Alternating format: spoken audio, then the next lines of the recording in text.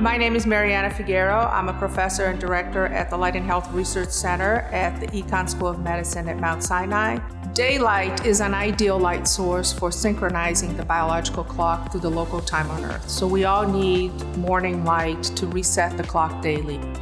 In the past, we used to be outdoors, so we would get daylight, and then at night, we would be under campfire. With the built environment, we all moved indoors, and in fact, we spend 90 to 95% of our times indoors. We don't have bright enough days, and we probably have too bright evenings. In the fall 2020, we did a study looking at the impact of daylight in people living in their homes. We collected data on 20 people living at home in the Exo building in Reston, Virginia. The goal of the REVOLV study was really to compare the view glass condition with other conditions in spaces where you wouldn't have that kind of technology, so you would be using, for example, shades.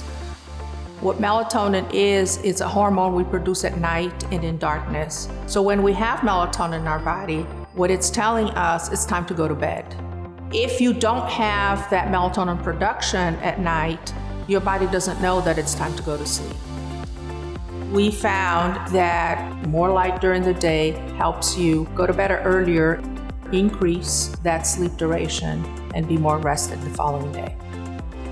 Back in 2015, I did my first world tour. It was a big deployment. It lasted 9 months. I actually went out with the Theodore Roosevelt.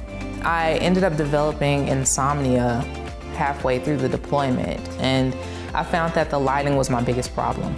When I moved to this apartment, the lighting was a big deal for me. It actually gave me a peace of mind. It's something that I haven't had in a long time, especially with the windows in my last apartment. I used to only be able to sleep for 3 hours a day. Now I can sleep for 8 or more if I want to. It's awesome. All I need is to just turn that tent down and I'm gone.